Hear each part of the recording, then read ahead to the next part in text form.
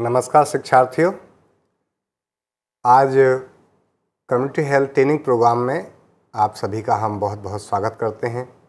और जैसा कि आप जानते हैं कि इस कार्यक्रम में अलग अलग 3 विषयों पर हमने चर्चा की है। तीनों थ्योरी के विषय हमने पढ़े, प्रैक्टिकल इनके सबके अलग अलग हैं और विशेष रूप से आज हम प्रैक्टिकल पर ही चर्चा करने जा रहे हैं, जो कि आपका रोगों से बचाव एवं आपातकालीन स्थितियों में प्रबंधन, जो आपका प्रैक्टिकल संख्या 451 कोड पर आता है। और जो आज का विशेष रूप से जो टॉपिक है, गिरने, फिसलने या ठोकर लगने आदि की स्थितियों में प्राथमिक उपचार तथा प्रबंधन। तो जैसा कि आप जानते हैं कि ये बहुत ही मामूली सी बात है। लगता है कि अरे गिरने से, फिसलने से क्या होता है, ठोकर लग जाने से थोड़ी बहुत चोट लगती है, लेकिन कई बार ऐसी स्थितियाँ आती हैं कि बहुत ही गंभीर स्थिति जो है बन जाती है। और जब बहुत ज़्यादा गंभीर स्थिति बन जाती है तो क्या होता है कि वहाँ पर कई बार लोग दूसरे लोगों की हेल्प करने की मांग करते हैं, यानी दूसरे लोग उनको उठाते हैं। जैसे सपोज चलते चलते कभी मेट्रो स्टेशन से आप उतर रहे हैं तो अचानक सीढ़ियों से फिसल गए, या आप वहीं आसपास कहीं स्लिप कर गए, प्लेटफॉर्म पे आप स्लिप कर गए, कहीं बाहर रोड पर बस पकड़ते में आप अचानक जो है गिर पड़े। तो ये जो अचानक जो चीज़ें होती हैं, इनको हम इमरजेंसी में डील करते हैं। इमरजेंसी के दौरान जो समस्याएं आती हैं, चाहे वो गिरने की हो, चाहे फर्श पर पोंछा लगाते हुए फिसलने की हो। कई बार हमारे जो बाथरूम है वहाँ पे भी हम फिसल जाते हैं, ठोकर लग जाती है कई बार चलते फिरते। तो इन स्थितियों में होता क्या है कि जो हमारी कई बार तो जो हमारी हड्डियां हैं उनमें हल्का पुल्का फ्रैक्चर भी आ जाता है, या फिर छोटा मोटा वाल आ जाता है। तो कहते हैं कि फ्रैक्चर हो गया, बहुत हल्का सा कुछ इसमें आया है। लेकिन कई बार जो स्थिति है वो इतनी नाजुक होती है कि ना तो हड्डियां हमारी टूटती हैं, ना ही किसी तरह का कोई फ्रैक्चर आता है, लेकिन फिर भी चोट लगती है और वो धीरे धीरे उसमें लाल हो जाती है, सूजन आ जाती है, जिसको हम मोच कहते हैं ख़ास तौर से। तो होता क्या है, यदि हम इसको साइंटिफिक तरीके से हम बातचीत करें कि मोच में मोस्ट प्रॉब्ली जो हमारी मसल्स हैं उस स्थान पर वो या तो फट जाती हैं या उनमें किसी तरह की क्रैंक आ जाती है, टूट जाती हैं, जिसकी वजह से बहुत ज़्यादा पीड़ा होती है और वो असहनीय दर्द होता है, जिसको हाथ लगाने तक नहीं देते हम उस पर्सन को जो हमारी सहायता करना चाहता है। तो आइए हम इस पर क्या प्राथमिक उपचार करें। तो ये कार्यक्रम सभी के लिए बहुत इम्पोर्टेंट है, चाहे वो हेल्थ वर्कर्स हैं, चाहे वो जनरल लोग हैं, तो सभी को जानना चाहिए। और हेल्थ वर्कर्स को खासतौर से इसलिए जानना चाहिए क्योंकि ऐसे समय में जो प्राथमिक उपचार और प्रबंधन का काम है वो खासतौर से हेल्थ वर्कर्स का है।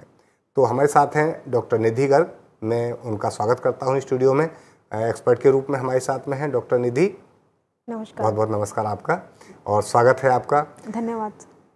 डॉक्टर निधि जी, सबसे पहले तो गिरने और फिसलने की जो घटनाएं होती हैं मोस्ट ऑफली, इस पर हम प्रकाश डालना चाहेंगे कि किस तरह से घटनाएं होती हैं।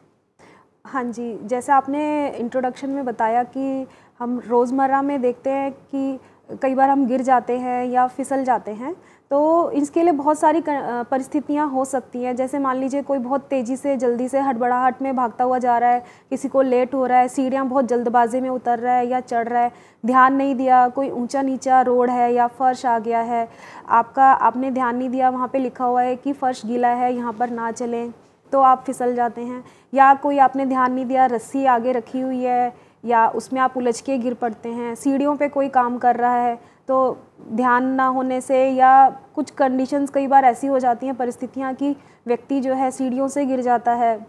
तो इस तरह से बहुत सारी चीज़ें ऐसी होती हैं कि जिसमें व्यक्ति गिर भी सकता है, फिसल जाता है या ठोकर लग जाती है।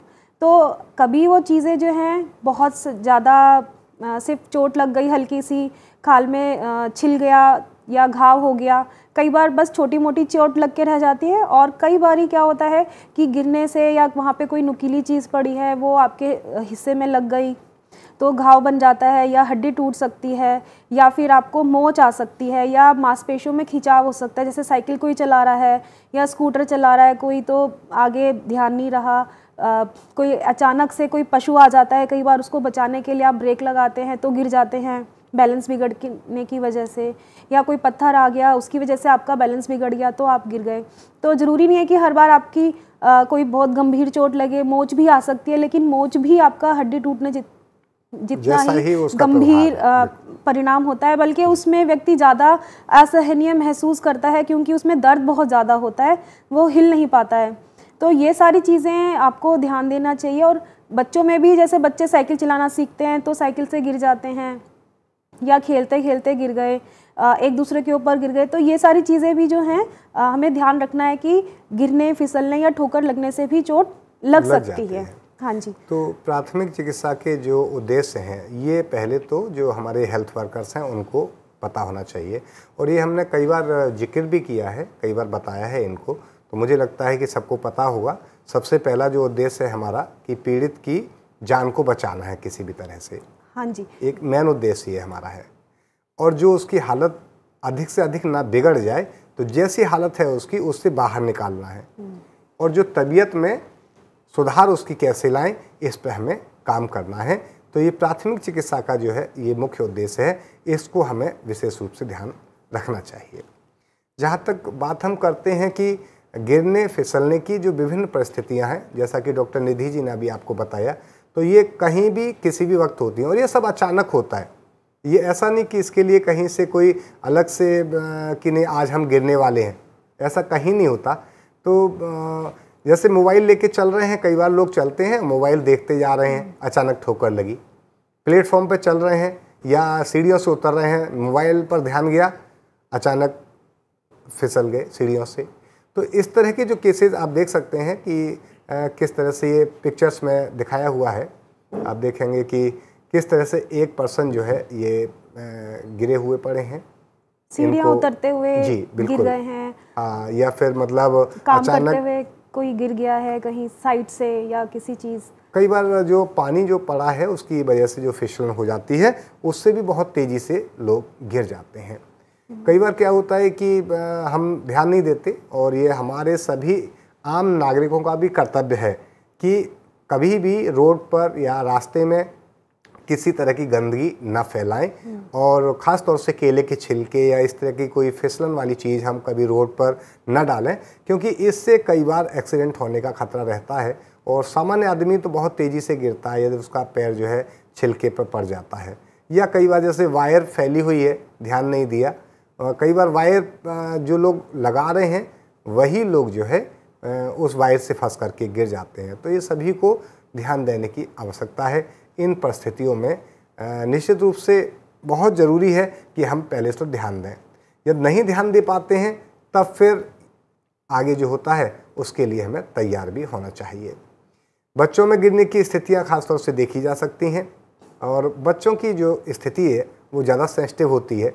मैं समझता हूँ कि डॉक्टर निधि के पास में बहुत सारे ऐसे केसेस आते हैं जिसमें कि छोटा सा बच्चा है, दूध पीते पीते इधर उधर भागने लगा और वो फिसल गया, या फिर छोटे छोटे बच्चे खेलते में गिरते हैं, साइकिल चलाते में गिरते हैं। तो ये कई बार बहुत गंभीर घटनाएं होती हैं। तो डॉक्टर निधि, आप कैसा मतलब आपका एक्सपीरियंस है इस मामले में जब आपके यहाँ पर ये लोग आते हैं? हाँ जी, एक्चुअली बच्चों का बहुत ज़्यादा ध्यान रखना पड़ता है, क्योंकि बच्चे बहुत ज़्यादा चंचल होते हैं, वो ज़्यादातर आपकी बातें नहीं सुनते हैं। तो बच्चों के लिए आपको अलग से ध्यान रखना पड़ता है। जब बच्चे गिर जाएं या उनको चोट लगती है तो सबसे पहले बच्चों को सांत्वना देनी चाहिए, रोने से उसको कि रोता है तो भी डांटना नहीं चाहिए कि कैसे गिर गए या ऐसे क्यों कर रहे थे आप मना करते हैं फिर भी आप करते हो। तो सबसे पहले जी यहाँ ये बहुत इंटरेस्टेड बात आपने जो बताई कि मतलब डांटना नहीं चाहिए। अक्सर देखा है कि जब कोई बच्चा गलती करता है तो पेरेंट्स जो है उसको डांटते पहले तो ये हमारी सबकी ड्यूटी बनती है। जी बिल्कुल, तो डांटना बिल्कुल नहीं चाहिए, बिल्कुल आपने ठीक कहा जी। कि बच्चे को सबसे पहले संभालें, उसको देखें कि कोई गंभीर चोट तो नहीं है, क्योंकि ये सारी चीज़ें हम बाद में भी देख सकते हैं, उसको समझा सकते हैं। सबसे पहले हमें अपने बच्चे को देखना है कि उसको कोई गंभीर चोट तो नहीं लगी है, छोटी मोटी खरोंच आई है या कुछ है, तो आप उसको डेटॉल को पानी में घोल करके उसको वहाँ उस जगह को साफ़ कर दें और कोई बैंडेज वगैरह लगा दें, वहाँ पे बैंडेड लगा दें। या फिर अगर आपके पास सोफ्रामाइसिन है या घर में अगर वैसे भी आपके पास कोई चीज़ रखी हुई है, क्रीम वगैरह कुछ है, तो वो आप उसको लगा करके सांत्वना दे सकते हैं बच्चे को कि जल्दी ठीक हो जाएगा। और बच्चों में चोट बहुत जल्दी ठीक हो जाती है, तो इसलिए अगर सुपरफिशियल है, ऊपर ही चोट लगी है, तो इतना घबराने की ज़रूरत नहीं है। हाँ, जहाँ बच्चों में हड्डियों की बात आती है तो बच्चों की हड्डियाँ बहुत लचीली होती हैं, तो उनमें फ्रैक्चर इतनी आसानी से नहीं दिखता है, लेकिन हड्डी उनकी मुड़ जाती है, जैसे हम ग्रीन स्टिक फ्रैक्चर कहते हैं। जैसे एक नाजुक सी डंडी अगर हम लें, हरी जो होती है, सूखी हुई जो नहीं है, मुड़ जाती है जैसे वो, तो ऐसे बच्चों की हड्डियाँ भी मुड़ जाती है, लेकिन वो बहुत पेनफुल होता है। तो ये सब चीज़ें भी आपको ध्यान रखनी है कि उस समय बच्चे को कैसे हड्डी को सेट करके तुरंत डॉक्टर के पास लेके जाया जाए, ताकि उसका जल्दी से जल्दी उपचार किया जा सके। डॉक्टर निधि, यहाँ आपने 2 चीज़ें बहुत इंपॉर्टेंट बताई, देखिए, और मैं समझता हूँ कि ये सभी को जानना भी चाहिए, क्योंकि हर घर में बच्चे होते हैं। हाँ जी। एक तो बच्चों में जो चोट लगती है वो सेल्फ हीलिंग उनकी बहुत तेज़ी से होती है, तो वो जल्दी से हील हो जाती है। हाँ जी। दूसरा, आपने बताया कि बच्चों की हड्डियाँ जो हैं वो लचीली होती हैं, तो लचीली होने की वजह से होता क्या है मोस्ट प्रॉब्ली कि हड्डियाँ मुड़ जाती हैं, लेकिन उसके बाद भी अपने प्लेस पर जो है वो वापस आ जाती हैं। तो ये दोनों चीज़ें हमें ध्यान रखनी चाहिए और हमें घबराना नहीं चाहिए, और हमें मोस्ट प्रॉब्ली यदि आवश्यकता है तो इमीडिएटली हमें डॉक्टर से कंसल्ट भी करना चाहिए। लेकिन यदि छोटी मोटी चोट है तो हम उससे घर पे, जैसा कि आपने बताया चोट लगी है, हल्का फुल्का कहीं ब्लड कहीं निकलने की संभावना दिख रही है, या थोड़ा सा उसका चोट लगी है तो उसके हल्का सा घाव सा महसूस हो रहा है, तो उसको आप साफ़ करें गर्म पानी से, और ठीक से उसमें डिटॉल से उसको फिर ठीक से साफ़ करें। साफ़ करना बहुत ज़रूरी है ताकि कोई भी इन्फेक्शन उसमें ना हो। हाँ, बच्चे को आप हल्दी का दूध भी दे सकते हैं, क्योंकि हल्दी एक बहुत अच्छी एंटीसेप्टिक है और हीलिंग भी बहुत अच्छा करती है, तो आप बच्चे को हल्दी का दूध दे सकते हैं उस समय पे। ये कंसेप्ट जो है आपने बहुत ठीक बताया कि हल्दी का जो दूध है वो मतलब बहुत फ़ायदेमंद है, और हल्दी एंटीबायोटिक के रूप में भी काम करती है। हाँ जी। तो ये हम आसानी से कर सकते हैं, इसमें कोई दो राय नहीं है। और जो अगर हम ये देखें कि हो क्या सकता है गिरने आदि से बच्चों के साथ, यदि हम बड़ों में भी देखें तो क्या क्या हो सकता है। ये एक तो मोच आ सकती है, यदि आप गिरे हैं तो मोच आ सकती है, खिंचाव आ सकता है संधि में या आपकी मांसपेशियों में, हड्डी आपकी टूट भी सकती है, यानी फ्रैक्चर हो सकता है और यदि चोट लगी है मतलब इंजरी है तो निश्चित रूप से ब्लड भी निकल सकता है।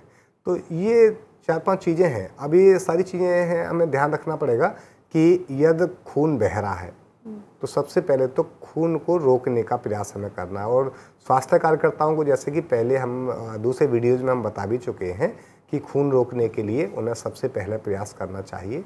और सामान्यतः एक कोई भी कपड़ा जिस समय, क्योंकि फर्स्ट एड के समय यदि कोई हमारे पास पट्टी नहीं है या कोई ऐसी चीज़ नहीं है तो साफ़ कपड़ा होना चाहिए। रुमाल हो सकता है, सूती हो तो ज़्यादा अच्छा है। सूती कपड़ा हो, रुमाल आपका हो सकता है, आपका टॉवल या आपका ये अंगोछा, इस तरह की जो वस्त्र हैं इनका हम उपयोग करें, सूती कपड़ों का, तो आसानी से हम उस जगह बांध करके ब्लड का बहना रोक सकते हैं।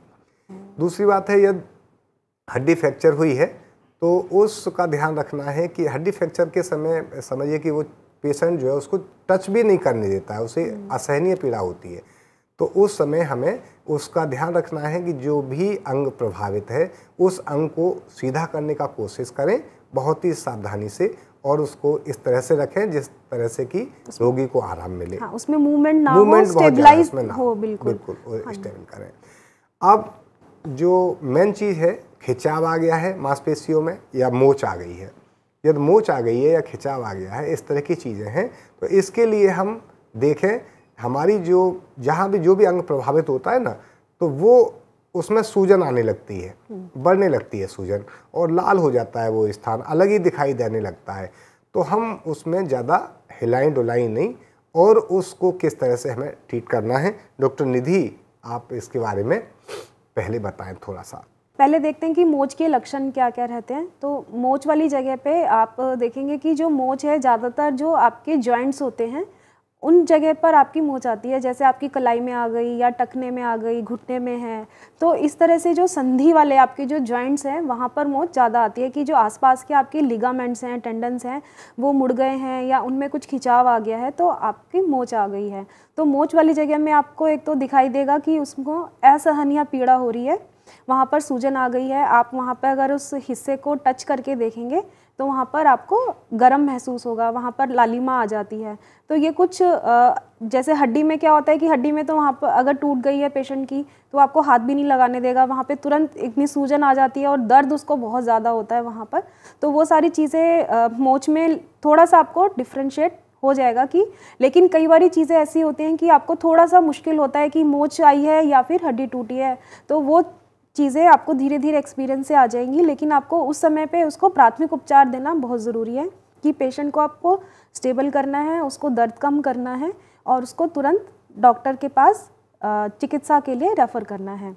तो उसमें हम मोच में क्या करते हैं, आप मोच के जो लक्षण है यदि हम उसकी बात करें पहले, तो सामान्य रूप से घुटने, टखने, कलाई, अंगूठे आदि में यदि मोच आई है तो हम इसको आसानी से देख सकते हैं। कई बार यही चीज़ें ज़्यादातर गिरने के समय पे प्रभावित होती हैं, या तो हमारा घुटना या टखना, कलाई, अंगूठे या हमारे पैर, पंजे, ये सब चीज़ें जो है ज़्यादा प्रभावित होती हैं। और प्रभावित जोड़ जो है, जहाँ भी संधि है, उसके आसपास दर्द बहुत असहनीय होता है। और हम ये भी देखें कि यदि हम उस पे, जैसे किसी के पैर में मोच आ जाती है और हम चलना चाहते हैं तो फिर वो चला नहीं जाता, 2-3 लोग फिर उनका सहारा लेते हैं या उनके कंधे पर हाथ रख करके धीरे धीरे करके एक पैर प्रभावित है हमारा तो दोनों पैर प्रभावित हैं, तो दोनों पैरों को हमें बस ऊपर उठाए रहते हैं, तो बहुत असहनीय पीड़ा होती है। और एक पहचान और है कि सूजन आने लगती है उस स्थान पर, हल्का सा लालिमा आ जाती है या कई बार नीला पड़ जाता है। नीला क्यों पड़ जाता है? क्योंकि वहाँ का जो ब्लड है, वहाँ जो मसल्स हैं, वहाँ सेल्स हैं, वो डाइज हो जाती हैं और जो ब्लड है वहाँ जमा हो जाता है। तो छूने पे बहुत ज़्यादा दर्द होता है और यदि प्रभावित हिस्से को थोड़ा सा भी हम टच करते हैं तो हमें त्वचा को ऐसा लगेगा कि वो गर्म हो गई है। तो ये लक्षणों के आधार पर हम पहचान सकते हैं कि किस तरह की समस्याएं आई हैं। और मांसपेशियों में यदि खिंचाव आ गया है तो टांगों और पीठ में ये इस तरह का खिंचाव है, या जांग या पीठ के निचले हिस्से में कई मांसपेशियों में खिंचाव है, तो वो भी हम आसानी से देख सकते हैं। कई बार ये समस्या आती है कि सूजन है या नील पड़ा हुआ है, लालिमा है, तो आसानी से हमें समझ आ जाता है। लेकिन यदि ऐसा नहीं है तो हमें केवल तब पता चलता है जब वहाँ वो प्लेस जो है भाग शरीर का वो सूजन में आने लगता है।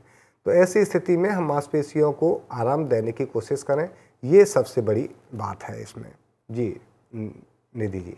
हाँ जी, तो इसमें हमारा जो चिकित्सा सिद्धांत बोले, हम प्राथमिक उपचार का जो सिद्धांत है, सबसे पहले यही है कि हम प्रभावित हिस्से को आराम दें, उसको रेस्ट करें, कि उसको स्टेबल करें, इमोबलाइज करें, ताकि उसमें ज़्यादा मूवमेंट ना हो। हाँ, यहाँ निधि जी एक चीज़ बताना आवश्यक मैं समझ रहा हूँ। हाँ जी सर। कि ये चीज़ तो हमने बताई जबकि कम चोट लगी है या बहुत सामान्य सी बात है, लेकिन पीड़ा बहुत ज़्यादा हो रही है और जो पेशेंट है वो बता देता है कि मतलब मुझे ज़्यादा कोई प्रॉब्लम नहीं है, लेकिन हाँ मेरे पैर में, हाथ में या जो भी भाग में चोट लगी है उसमें दर्द ज़्यादा हो रहा है और चलना मुश्किल हो रहा है या फिर उस हाथ को उठाना मुश्किल हो रहा है। लेकिन यदि कहीं स्थिति इस तरह की हो कि व्यक्ति जो है या पीड़ित व्यक्ति बेहोश हो, उसको होश में लाने की कोशिश करनी पड़ेगी। पहले ये हमें बहुत ज़रूरी है कि यदि व्यक्ति बेहोश हो जाता है गिरने से या फिसलने से, क्योंकि अचानक से कोई गिरा है, शॉक में भी जा सकता है कि क्या हुआ है, तो व्यक्ति बेहोश भी हो सकता है।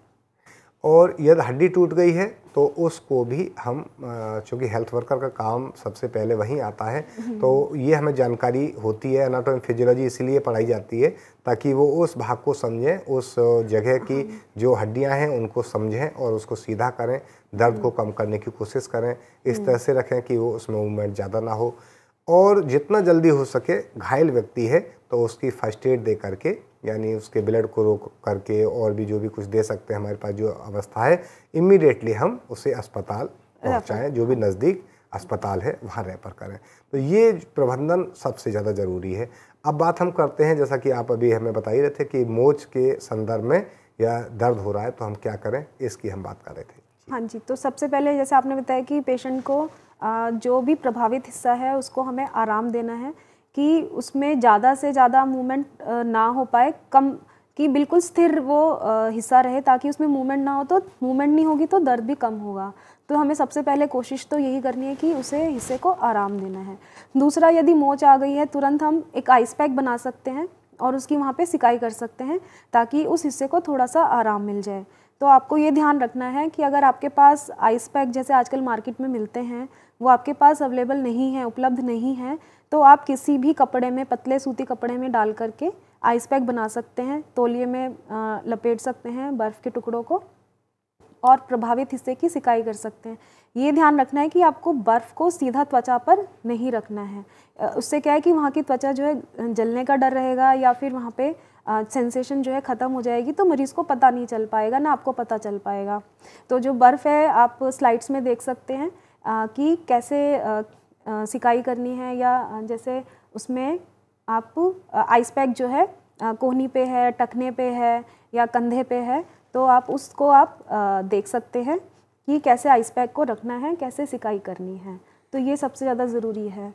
यहाँ जो सबसे ज़्यादा इम्पोर्टेंट चीज़ें हम देख रहे हैं इसमें जो प्राथमिक उपचार की पिक्चर्स हैं, इसमें कुछ बहुत आसानी से हम देख सकते हैं। कुछ ऐसे भाग हैं जैसे कहीं हमारे टखने में दिखाई दे रहा है या हमारे पैर में दिखाई दे रहा है, पैर के नीचे एड़ी में दिखाई दे रहा है, हमारे हाथ में दिखाई दे रहा है।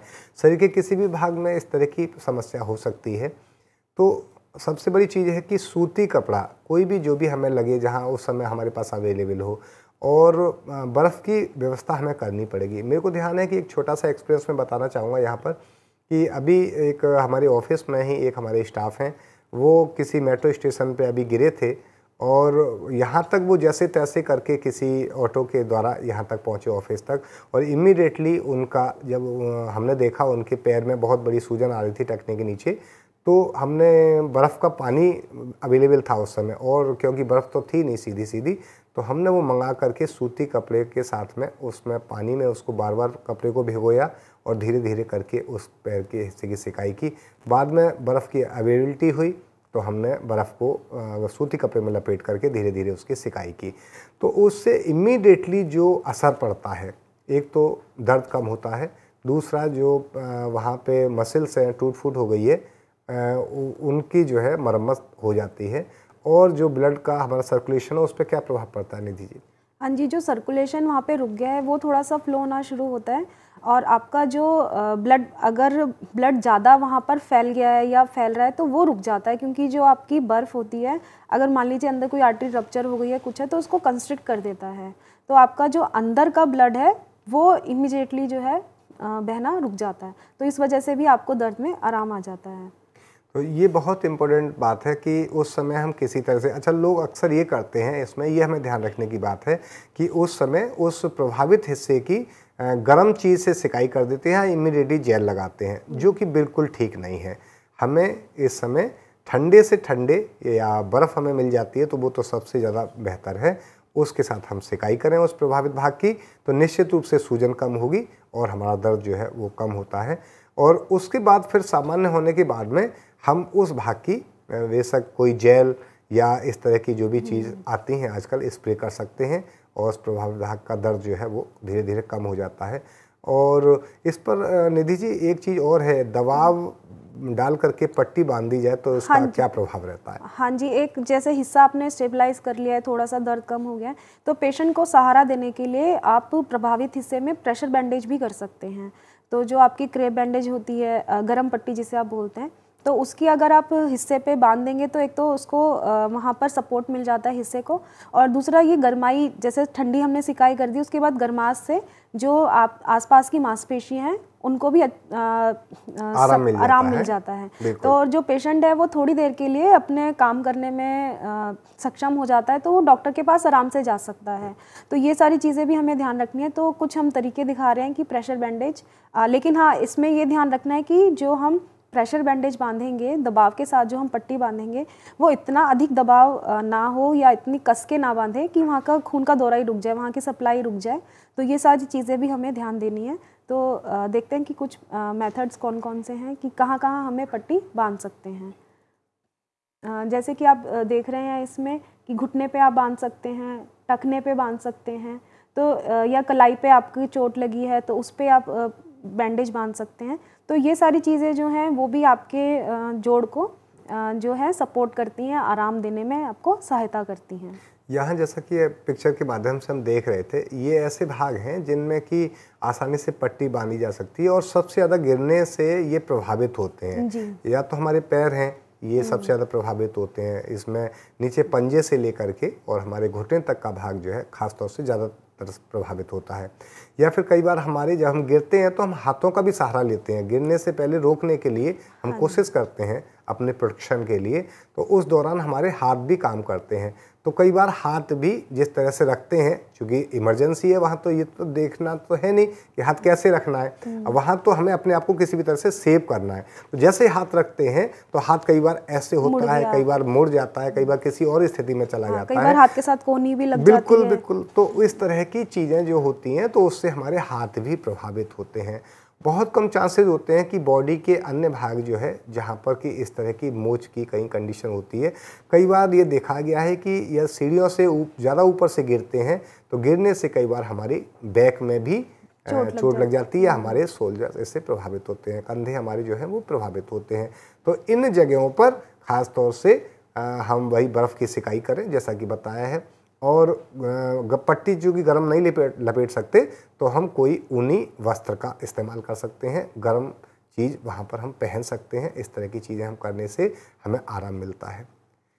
और यदि ज़्यादा समस्या है तो बिल्कुल फिर वही वाली बात है कि हमें इमीडिएटली उसे क्या करना है, हमें एम्बुलेंस को कॉल करना है और हमें हॉस्पिटल को रेफ़र कर देना है उस केस में। जैसा कि आप देख सकते हैं कि इमीडिएटली हम एम्बुलेंस बुलाएंगे और एम्बुलेंस के माध्यम से, कई बार हमारे पास समय है तो ये देखिए आप, हेल्थ वर्कर जो है साथ ही बैठा हुआ है और एक हेल्थ वर्कर जो है ऑलरेडी ट्रीटमेंट में बिजी है। तो ये कोई स्कूल का केस है, हम देख सकते हैं इसमें इमरजेंसी हैंडल करने के लिए इन्होंने किया और एक्सीडेंट और इमरजेंसी वाले हॉस्पिटल में इन्होंने इसको आगे भेजा है। और कई बार आप जहाँ भी आप प्रैक्टिकल ट्रेनिंग ले रहे हैं तो निश्चित रूप से आपको ये चीज़ें प्रैक्टिकल करके सिखाई भी गई होंगी कि यह कहीं, जैसे कि इस पिक्चर में यदि हम देखें तो एक स्कूल ग्रुप में ये ट्रेनिंग दी जा रही है हमारे कम्युनिटी हेल्थ ट्रेनिंग के माध्यम से।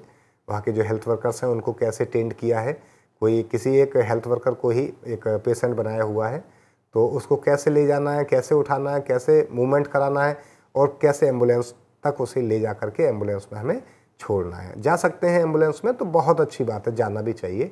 लाइफ सेविंग जो है बहुत बड़ा काम है। और इस तरह से हम अपना जो भी चोट और मोच से संबंधित चीज़ें हैं इनको हम निश्चित रूप से बेहतर तरीके से अपने आप को हम सेव कर सकते हैं, अपनी हेल्थ को हम सुरक्षित कर सकते हैं। निधि जी, और आप क्या कहना चाहेंगे? हाँ जी सर, जैसे मोस्टली चीज़ें तो हमने कवर कर ही लिया है, फिर भी हम एक बार ये देख लेते हैं कि सबसे पहले हमें जो परिस्थिति है उसकी गंभीरता को देखना है कि स्थिति कितनी गंभीर है। मामूली चोट है या फिर केवल वहाँ पर घर्षण हुआ है, अब्रेजन जैसे हम बोलते हैं वो है, हड्डी टूटी है, मोच आया है, खिंचाव आया है। तो ये सारी चीज़ें हमें डिफ्रेंशिएट करते हुए, उनको देखते हुए, जो हमने लक्षण बताए हैं उनके अनुसार उसको देखते हुए, हमें गंभीरता को देखते हुए पेशेंट का इलाज करना है। सबसे पहले हमें पेशेंट को आराम देना है, ऐसे ही हमें करना है कि उसको दर्द में राहत आए। और यदि हमें लगता है कि हम इससे ज़्यादा उसमें नहीं कुछ कर सकते हैं तो प्राथमिक चिकित्सा के बाद हम उसे तुरंत चिकित्सालय के लिए रेफ़र कर दीजिए, ये आपके लिए ज़्यादा अच्छा है। तो डॉक्टर निधि, आपने बिल्कुल ठीक बताया। चोट लगी हो, सूजन हो या मोच हो, किसी तरह की इस तरह की प्रॉब्लम हो तो जो हेल्थ वर्कर है उसको किस तरह से वहाँ पे काम करना चाहिए। और यदि कहीं आसपास, यदि वो अपने किसी सेंटर पे बैठा हुआ है, अपने किसी ऐसी जगह पे बैठा है जहाँ पे उसके पास में फर्स्ट एड की सुविधा है, उसके पास में पट्टी है सपोज मान लीजिए, और उसके पास कॉटन है, तो वो वहाँ पर ख़ास तौर से उस जगह पर जहाँ ये चोट लगी है वहाँ ईज़िली अधिक से अधिक कॉटन लेकर के, जहाँ जितनी आवश्यकता है उसको ध्यान रखते हुए कॉटन लेकर के और उस पट्टी को उसको, क्योंकि पट्टी बांधना भी हमने ठीक से सिखाया है, इस चीज़ को ध्यान रखना बहुत ज़रूरी है।